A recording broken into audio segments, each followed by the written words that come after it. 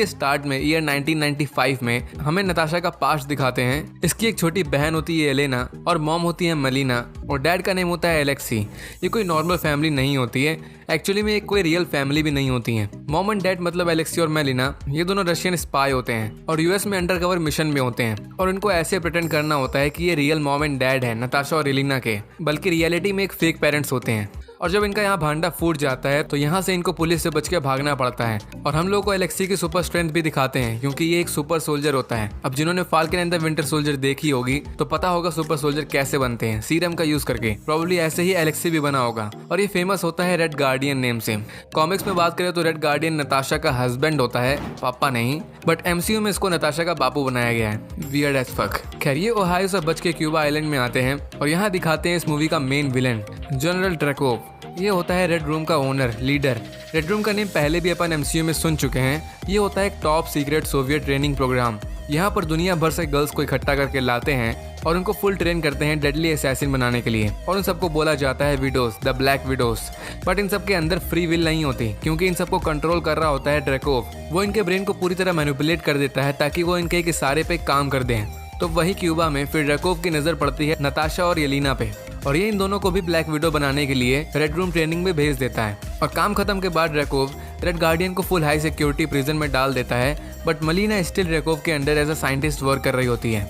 अब इसके आगे की स्टोरी आपको पता ही है कि किसी तरह नताशा रेड रूम से फरार हो जाती है और फिर जाके शील्ड का हिस्सा बन जाती है और देन फाइनली एवेंजर्स को ज्वाइन कर लेती है। और एवेंजर्स बनने की वजह से ही ड्रैकोव नताशा को ढूंढ के मारना नहीं चाहता क्योंकि अगर ये ऐसा करता तो एवेंजर्स इसकी अच्छे से बजा देते हैं। नो अब यहाँ से इवेंट स्टार्ट होता है जस्ट सिविल वॉर के बाद का। सिविल वॉर में याद होगा तो दो पार्टी बन गई थी सुकोविया अकॉर्ड की वजह से और एवेंजर्स आधे आधे में बट गए थे और बहुत को तो जेल में भी डाल दिया था। बट नताशा और स्टीव रॉजर ये दोनों छुप के घूम रहे थे, तो इसीलिए यूएस सेक्रेटरी रॉस नताशा को कैप्चर करने के लिए इसके पीछे पड़ा होता है, बट ये आसानी से उसको चकमा दे देती है और चली जाती है नॉर्वे में छुप के रहने के लिए। और अब हम लोगों को दिखाते हैं विडोज को जो अपने मिशन में होती है किसी लेडी को एग्जीक्यूट करने के लिए। और इन्हीं विडोज में येलेना भी होती है। ये वही नताशा की छोटी बहन है, सौतेली बहन। ये फिलहाल ड्रैकोव के माया जाल में होती है, बट जैसे ही वो टारगेट वाली लेडी कोई रेड गैस छोड़ती है इसके फेस पे, इसको बोलते हैं रेड डस्ट, तो फिर ये जाके अपनी वापस रियलिटी में आ पाती है। मतलब अब ये रियल येलेना होती है। इसके ऊपर से ड्रैकोव का कंट्रोल चला जाता है और वो लेडी मरने से पहले इसको बोल देती है किसी रेड डस्ट का यूज करके बाकी विडोज को भी ड्रैकोव के माया जाल से फ्री कर दो। और अब येलेना को कुछ समझ में नहीं आता कि ये क्या करे, तो ये इन बच्ची कुची रेड डस्ट को अपनी बहन नताशा को भेज देती है बुडापेस्ट वाले सेफ हाउस में, ये सोच के कि आखिर वो एक एवेंजर है तो कुछ ना कुछ कर ही लेगी।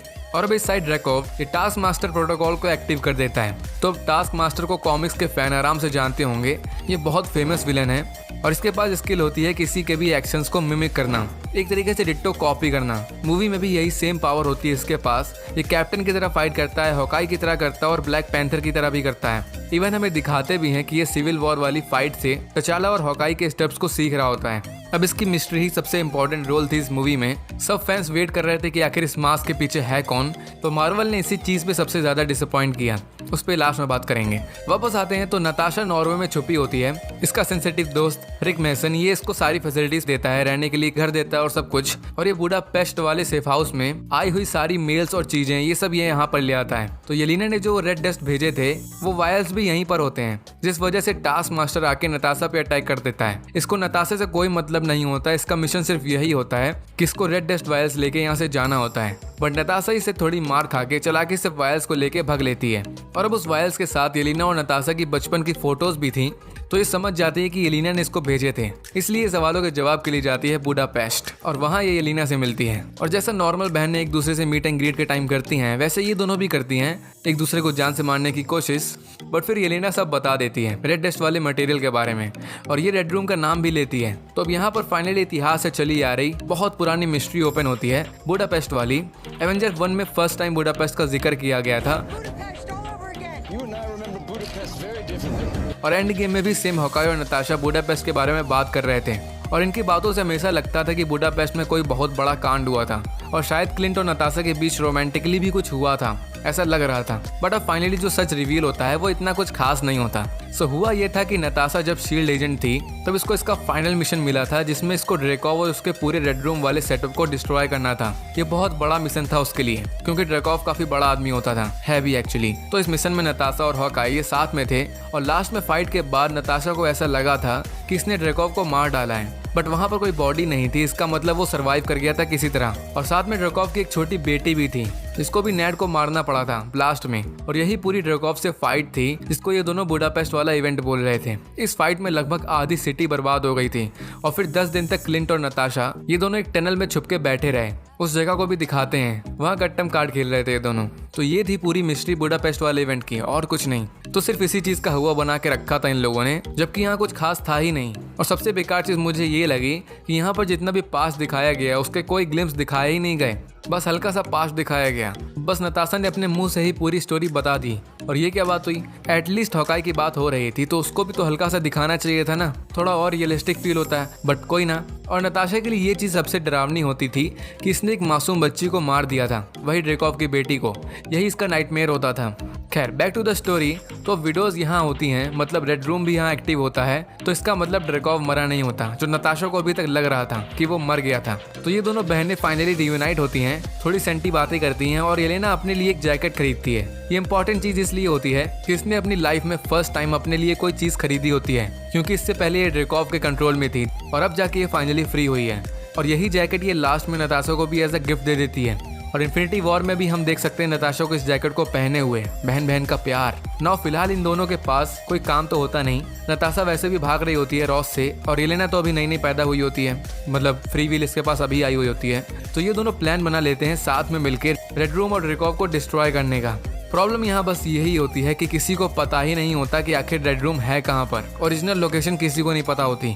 तो इसीलिए सबसे पहले ये दोनों अपने सौतेले बाप मतलब एलेक्सी को जेल से निकलवाने का प्लान करते हैं। ये जेल में मजे कर रहा होता है, और इसकी बातों से पता चल रहा होता है कि ये कैप्टन अमेरिका से कितना जलता है, क्योंकि ये भी सुपर सोल्जर होता है जस्ट लाइक कैप्टन अमेरिका, और सूट भी इनका काफी हद तक सेम होता है, इसीलिए थोड़ा जलता है। खैर मेसन विडो सिस्टर्स को हेलीकॉप्टर प्रोवाइड करवाता है।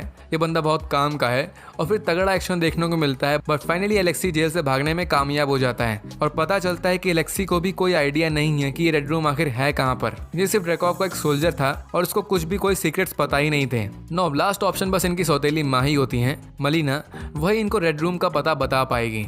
सो ये उसके घर जाते हैं, पूरी फैमिली रियूनाइट होती है बहुत सालों बाद। तो ये होती तो एक तरीके से फेक फैमिली है, बट आपस में इनके अंदर एक दूसरे को लेके फीलिंग्स रियल होती हैं। तो इस वजह से एक रियल फैमिली की तरह होते हैं। और तुम भी जानते हो और मैं भी जानता हूँ कि फैमिली के लिए लोग क्या क्या कर सकते हैं। तो मलीना बताती है कि यही वो टेक्नोलॉजी लाई थी जिससे ड्रेकॉव अपनी वीडियोस को कंट्रोल कर सकता है, इवन उनको अपनी मर्जी के हिसाब से मार भी सकता है। हमें पहले भी दिखाया गया था एक सीन जब एक वीडियो अपने आप को मार लेती है ड्रेकॉव के कंट्रोल में। तो मलीना और एलेक्सी को ये टेक्नोलॉजी शील्ड की एक फैसिलिटी से मिली थी। उस टाइम वो हाइड्रा के अंडर थी, और याद होगा तो विंटर सोल्जर प्रोजेक्ट ये भी सेम ही था, मतलब माइंड कंट्रोल था इसमें भी, बस थोड़े अलग तरीके से। सो ये भी वही हाइड्रा वाले लोग ही कर रहे थे, और यहीं से टेक्नोलॉजी मलीना को मिली थी। इसलिए ब्लैक विडो और विंटर सोल्जर ये दोनों एक परफेक्ट असैसिन होते हैं। अब यहाँ से ट्रिकी पार्ट स्टार्ट होता है। एलेक्सी और एलिना को बिना बताए नताशा और मिलीना एक प्लान बनाते हैं। मलीना को पता होता है कि आखिर रेड रूम कहाँ पर है, क्योंकि ये स्टिल ड्रेकॉव के अंडर वर्क कर रही होती है, बट ये बिना प्लान वहाँ नहीं जा सकती। तो ये ड्रेकॉव को लोगों को इन्फॉर्म कर देती है इसके घर आने के लिए, और उनके आने से पहले नताशा और मलीना ये दोनों आपस में अपनी आइडेंटिटी एक्सचेंज कर लेते हैं। विडो वाले क्लॉथ पहन लेती हैं, और साथ में फेस भी, कोई डिफरेंस समझ में आ ही नहीं रहा होता। और फिर ड्रेकॉव की फोर्स आके इनको यहाँ से अपने साथ ले जाते हैं रेड रूम वाली जगह पर, और वो जगह लिटरली हवा में होती है, रडार के भी ऊपर। इसी वजह से आज तक उसकी लोकेशन किसी को पता ही नहीं चल पाई।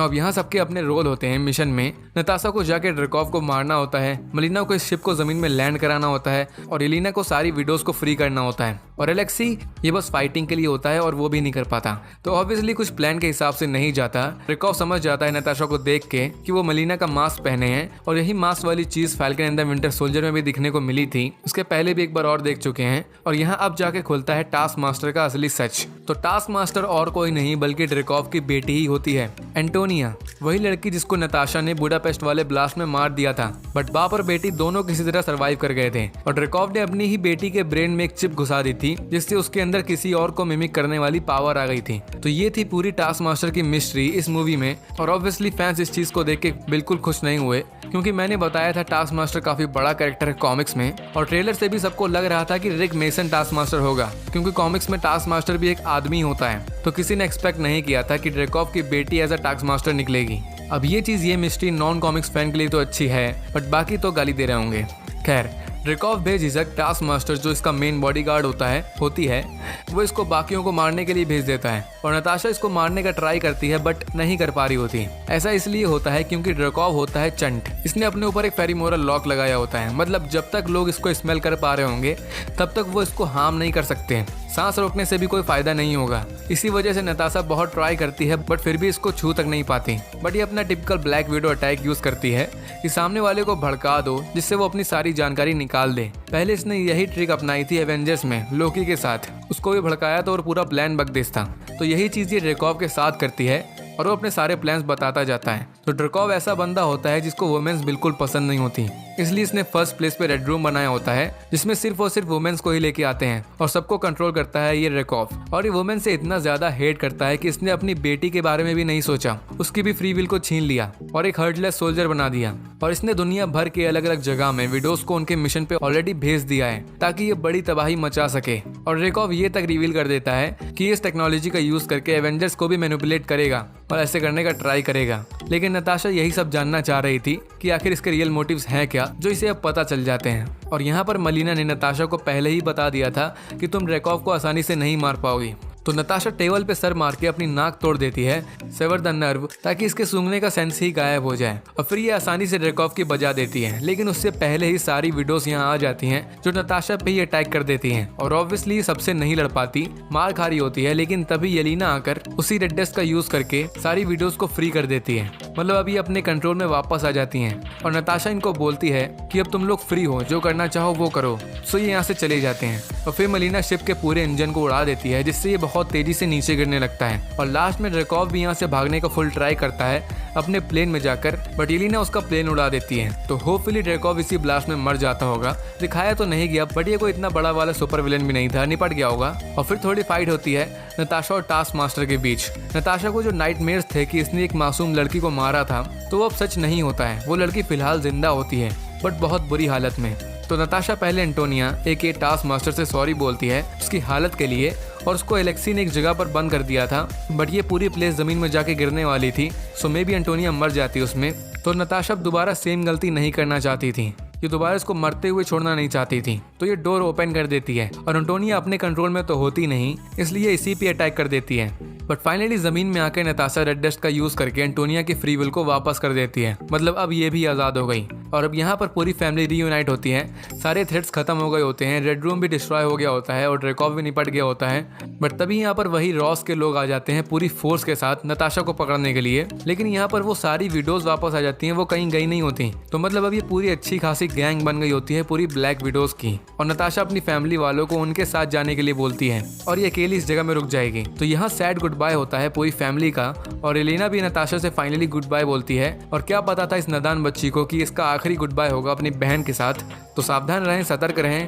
तो सब यहाँ चले जाते हैं, और हमें लिटरली में बताया ही नहीं गया कि आखिर नताशा ने रॉस की फोर्स को हैंडल कैसे किया।